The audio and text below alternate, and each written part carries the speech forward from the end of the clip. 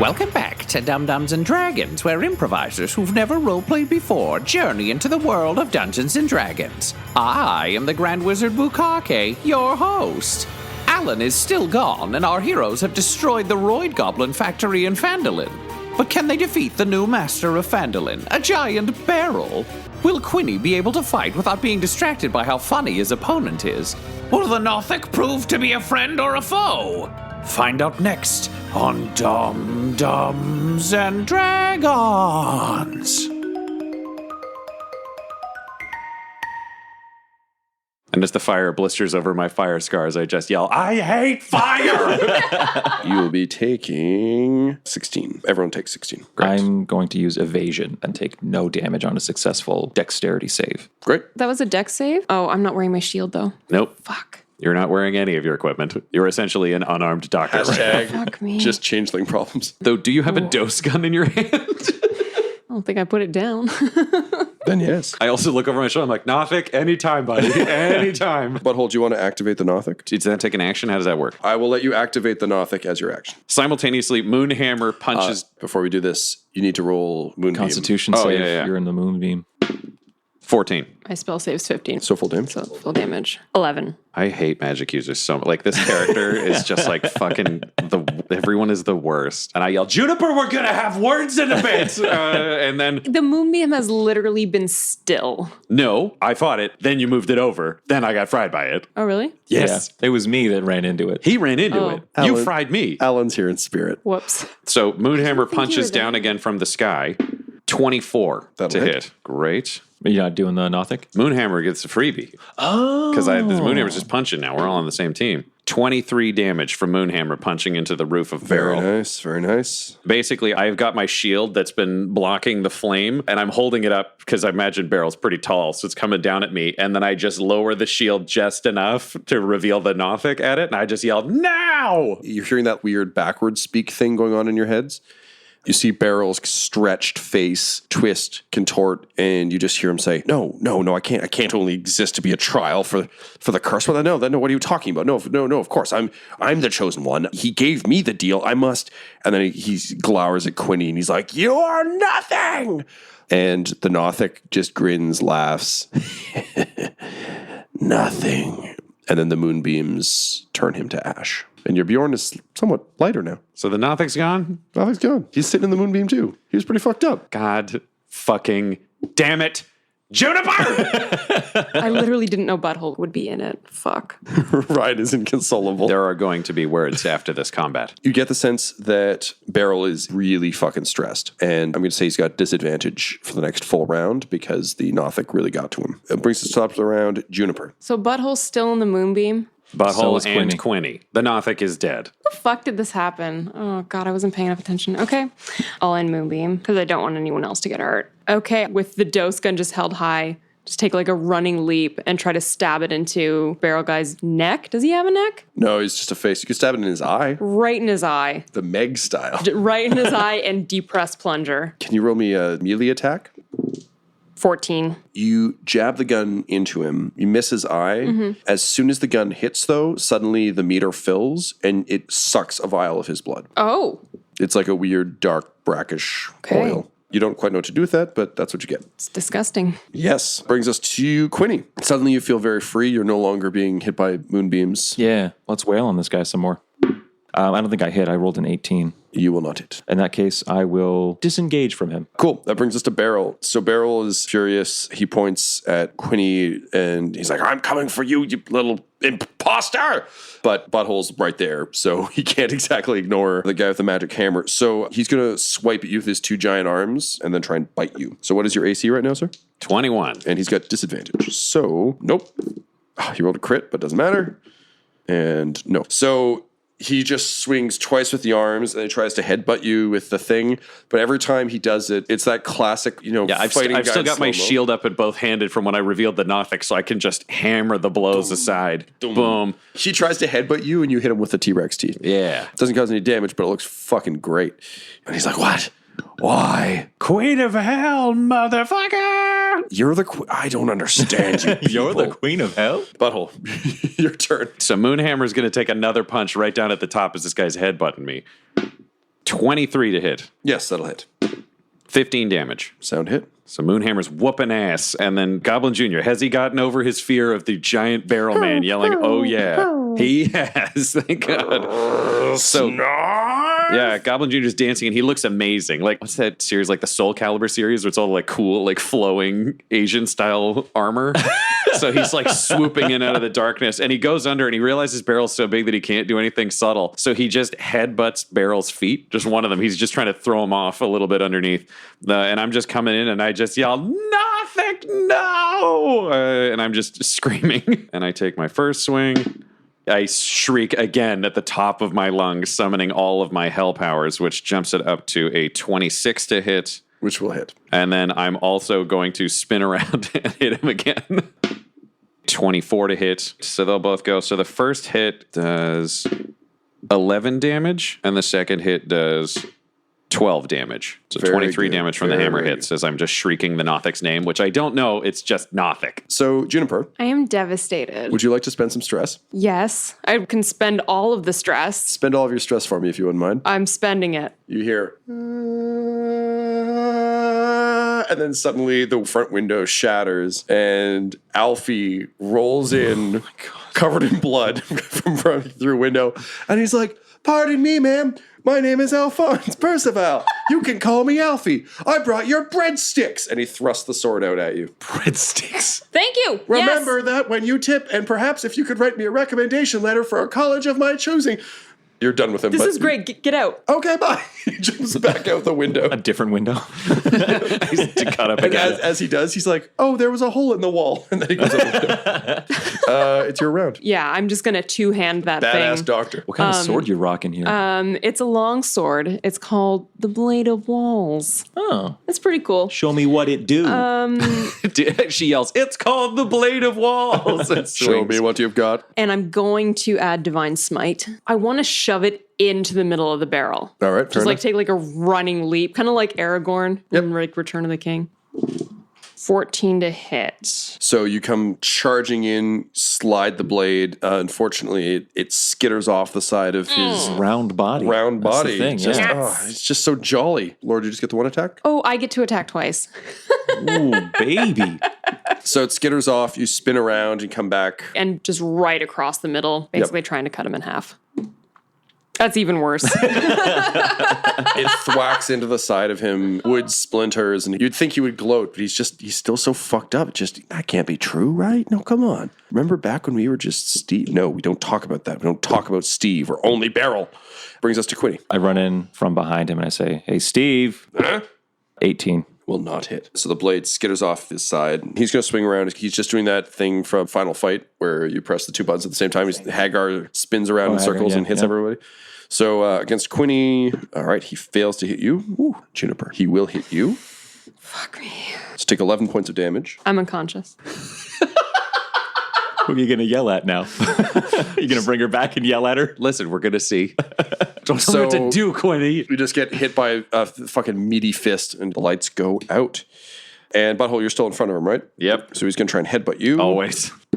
He will fail. He's so bad. For a guy who's literally made of bulk, he's really bad at hitting the person directly. Well, in front. it's just I've got a shield, and for the first time ever, all the blocks that always fail for me against little guys because I'm always trying to deflect their energy, but I get it wrong because I'm big, and now I'm like them fighting me. Like I'm just channeling the weird pirates or like that one demon I fought forever in the circus. I'm like, what did they do?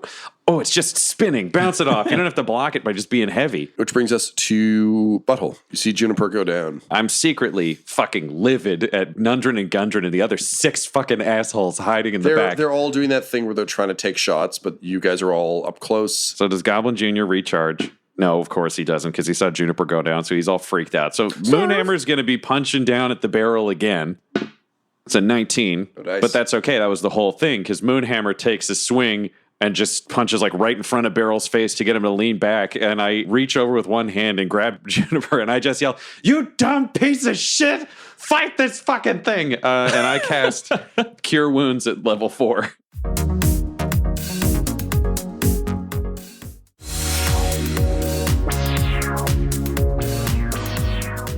I gotta borrow some D8s. Heals 33 damage. Thanks. And 6 on me. Juniper, when you're out in the darkness, in the blackness, you think for a second you can see sort of a pale form in the distance whose hands seem to be large, beautiful, glowing squares. And just before your eyes shoot wide and you wake up, you think you hear something say, wait, I remember you people. And then suddenly your eyes blink open. Now, here's a question for you, Laura. Changelings, if knocked unconscious, do they revert to their original form? Yes, they do. Absolutely do. So she's terrifying looking, and I'm like, you melted candle piece of shit! Kill the fucking barrel! You owe me a Nothic! Which brings us to top of the round, Juniper. All right. I basically use a fist to propel myself up and overhand the sword right at Beryl. I will use inspiration, and I'm going to use Divine Smite at level 3. Oh, no half measures. No. Please hit. Jesus fuck. You have advantage on this roll, so... Oh, because I have advantage, right. What the fuck? Just She's rolled fours. 4 4s in a row. Keep rolling over the cable. Maybe that's what it Maybe, is. maybe use a different dice. Okay, my second one should hit. My second attack, that is. 22 to hit. That'll hit. Okay. 7 slashing damage Jesus plus Christ. 21 radiant damage. You're hacking away, and I think partially because you're in your natural form, you just woke up. It's been a while since anyone's revived you. Like you've been on the road alone for a long time, and I think it starts out very elegant because you're just comfortable because you're in your own skin for the first time in a while, and then it just becomes a vicious blade dance of hacking, slashing. Finally, your blade charges with the power of your deity. You slam it into the side of the barrel. And it starts to glow. You can see like light coming through the cracks and light coming through his eyes. And he does that like thing from, was it End of the World? That Oh, had the them World's just End? like, World's End, yeah, thank you. Just like lights coming out of his Yes, mouth yeah, and yeah. thing. And then you hear, and the barrel just bursts, just splinters. And as it all kind of falls and splinters around you, inside, weirdly, at the very heart of it is a human skeleton that's sort of warped and damaged that kind of falls, collapses. Quinny, just as it goes down, you can see the mark of your patron fade out on its skull.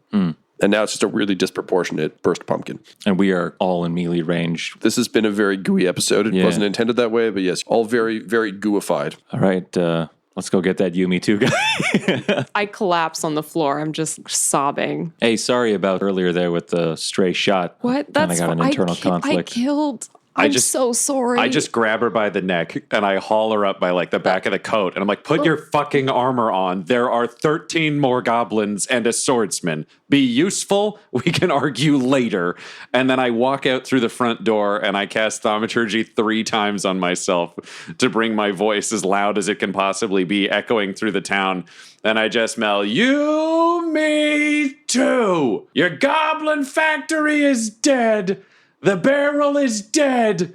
This is Butthole Farch of the Greywater Syndicate, and you should come on down. In the distance, you can see a man standing on top of the mayor's mansion.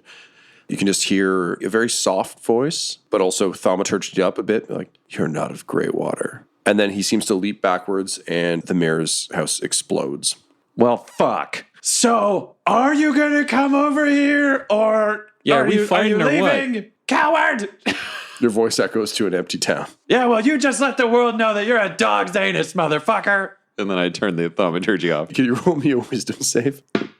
16. You're fully aware how pathetic yelling into the night sounds, but you managed to keep it together enough to be like, no, I'm proud of myself. Yeah, I'm fine This is with how it. it had to go. But yes, it seems he's vacated. Fuck. All right, let's go roust up the rest of these fucking goblins. I'm going to lay on hands on myself Fair enough. so I can have full health again. So you go around, you start to collect the goblins. They, at this point, with the barrel gone, the factory gone, I would say between Paladin and Cleric, you guys can probably ease their withdrawal symptoms so they don't explode, but they're going to be pretty fucked up. Or you can let them pop. Up to No, you. I think we'll probably try to help them out. I imagine we've got the doctor who was just knocked unconscious. So when he wakes up, I've Sure, also yep. got samples of Nothic blood because I kept all the vials from the basement. I'm like, listen up, dickface. We got all these goblins who you drugged up. And now they're going to explode. We have exactly this much Nothic blood. And I show him all of the vials except one that I've kept. And he's like, oh, holy shit. Yo, no, we've been diluting this stuff. You got the pure strain. We can manufacture this indefinitely. No, that's not what I was saying. we should do it. Think of what we could do for science. I can kill him. Listen, you're speaking to my gut, and that's usually a bad sign. No, I need you to cure them. Oh, there's no cure. They're goblins. That's the whole point. It's the only reason we wanted them. We just dose them up. They become perfect soldiers. They entirely rely on it. You can't control goblins. Let me kill him. I take a knee for just a moment to determine the will of Moonhammer. No, we can't kill him, but we can do something even more appropriate. And I take the dosing gun off of Juniper, and I put, not a full dose, because now I know they dilute it. And I turn to the doctor just kind of casually. I'm like, what's the ratio of dilution for this one? 1,000 parts to 1 of various things we've been mixing in. Great. So I just take like a drop of the Nothic blood and I put it into the blood from Beryl. And I just turn around and I'm like, this'll help you really just fix out those priorities. And I inject the doctor with it. It's full body horror, David Lynch, Talking some Akira business here. Yeah, it's full Tetsuo, Akira. yeah? Yeah, he starts screaming and contorting and his body shifts and he breaks away from the rest of you and is doing a bit of the like rolling Sandman thing from, God help me, Spider-Man 3. And he just kind of like slithers off into the night howling and contorting. Should have let us kill him. Should have let me kill him. That's what Moonhammer wanted. So we've got the temple. We can pray. I'm sure we can sort out this poisoning thing for you goblins. I got to introduce you to the Union. Honestly, I know you've had a bad day. And I turn around and I've used a thaumaturgical cell phone to do this. And the goblins just bring out a very large cake that I offer to the other goblins to celebrate their freedom. It's like any office party where it's not really fun, but you're celebrating anyways. Yeah. So I demand everybody do that. And then I like bring out the rest of them, Nundrin and Gundren and those guys. And I'm like, we got to start pulling some shit together because goblins are just step one. Get the blacksmiths going. The tools are there. Fire it all up. We got to start training the citizens to fight. We got to do all that. I'll let you guys go start, and I send them off to town to start readying the resistance. And then I circle around to where Quinny and Juniper are both sitting. I don't know what you guys are doing. I imagine you're I've near cleared each other. the gunk out of my corners of my eyes of like just exploded barrel.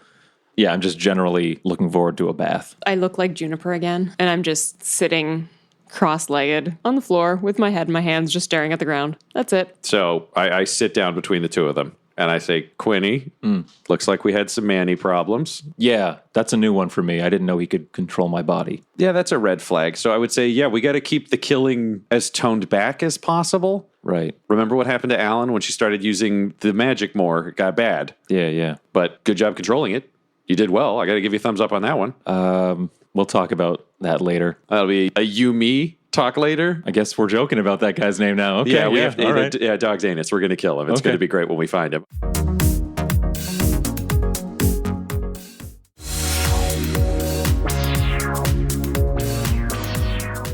Juniper. So this was, I have to assume, your first time out. I mean, I really haven't been in a fight. Like, I'm so sorry. There's no excuse. There's no excuse for what I've done. Well, you're correct. But here's the deal. You now have a death debt. You killed an innocent Nothic who was a friend of mine and he was on our team. And that's bad. So there's two things that happen. One, we both get to decide a tattoo you get. Okay. And two, you have to do something grand and heroic as your death debt to pay it. Something you think is an appropriate tribute at some point when it happens for that Nothic. I'll do that. I can do that. Okay, now, knowing you're a changeling, which I've never had to deal with in the Greywater Syndicate, if we were to tattoo you, would that carry over to all of your personas? I think you should tattoo me on my true form. I'm not comfortable tattooing you if you don't actually want to get a tattoo. That's kind of a sore spot for me. I think I've deserved this. You don't have to. I won't- deserve it. Okay. It's a small price to pay. It will be a shoulder to buttocks mural. That's not true. No, He it only won't. gets like a postage fucking stamp with you. size. Man, he is funny, though. You got to be honest. If you can't laugh... Oh, fuck. Okay, so I take out a tattoo kit, and I'm like, what are you doing, Quinny? You get to choose where you want it, Miss Changeling. Do you have a name that's just for you? Because you seem to change names with the different looks. Yeah, my true name is Moss. It's a good name. Should we just call you whatever name corresponds to your appearance? Is that how you prefer to Yeah. go? Okay. Okay, well, Juniper, where do you want the tattoo Quinny's given? Do you want to know? I mean, you probably want to know what it is first. Yeah, Quinny, what are you going with? The eye roll emoji. Where do you want it? On the inside of my wrist. So when I'm wearing armor, there's just like a little break in my gauntlet between where the straps are. So I'm going to put it there. Nice. So I tattoo that on. And then for mine, I want to do a really small version of the Nothic on the walking table like legs with blade hands raised, just like super fucking pumped, just so you can remember what I your think tribute that will one be for. on the other arm, on my right arm. So we do that. It's equally small. It's super simple, but it's there. Goblin Jr. comes over and he turns to Butthole and he's like, snarf, snarf. So you tattoo a tiny snarf, snarf. But Juniper, when you read it in snarf, it says you can do it. Oh.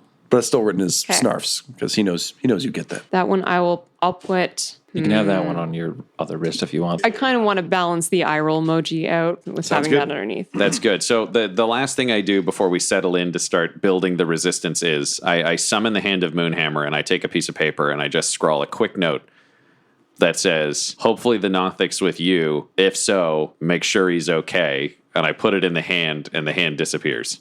Okay. So the town's in rough shape. The factory's been mostly destroyed, but Nundren and Gundren are already standing outside doing cranky contractor talk. The battle wagon comes rolling up the way. So Annan starts helping to plan out the new gift shop because she's like, guys, we're way past these rock pets. Like, let me tell you about the Forsaken. So they start drawing up plans for that. Uncle Jim and Uncle James are staring at this horrible whitewashed monstrosity. And Uncle James is like, look, I really liked how your place looked when I came here. Can I help? And Uncle Jim's like, I don't know. Do you like rum? And he's like, I've never had rum. And Uncle Jim's like, oh, baby, let's get some Worcestershire sauce and get to it. And I slap Juniper on the shoulder and go with them. That's where the rum is. Yeah, so they shake hands, and you can see they're going to start building that.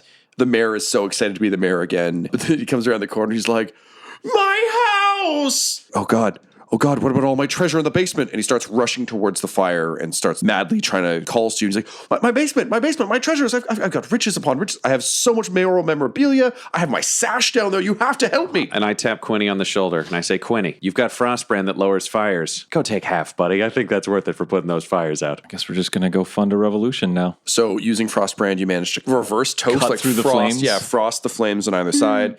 You make your way down. The basement seems to actually be a bit of a cold cellar. So he fumbles around for keys. So unlocks the door. He kicks it open, and it opens up into a large chamber. There's larder stuff stocked on one side. There's a lot of memorabilia on the other side. You get the sense that his treasures are actually mostly pictures of him shaking hands and Yeah, sashes. I didn't get my hopes too high up. However, most notably, in the middle of the room, there's a solitary figure tied to a chair with a bag over his head. Mayor Hardon? Huh? Was this down here originally? Who the fuck is that? I take the bag off. This episode of Dum Dums and Dragons features the voices of Ryan LaPlante at the Ryan LaPlante on Twitter, Tyler Hewitt at Tyler_Hewitt on Twitter, Laura Hamstra at EL Hamstring on Twitter, and our DM Tom McGee at McGeeTD on Twitter. This episode's sound was edited and mixed by Laura Hamstra, and Dum Dums and Dragons artwork is by Del Borovic, who can be found at delborovic.com. Our theme songs are And Now for That Massive Coronary and Skipping Through the Orchestra Pit Part 1 by Peter Gresser, and our ad music is No Control and Chiefs by Jazzar, JAHZZAR, all available at freemusicarchive.org. When it comes to Dum Dums and Dice, you can visit our website at dumdumdice.com. Our Twitter and Instagram are at dumdumdice, and on Facebook at facebook.com/dumdumdice. But most importantly, we've got merchandise at redbubble.com/people/dumdumdice, or you can join our Patreon at patreon.com/dumdumdice. That's DUMBDICE. And tune in next week for more Dum Dums and Dragons.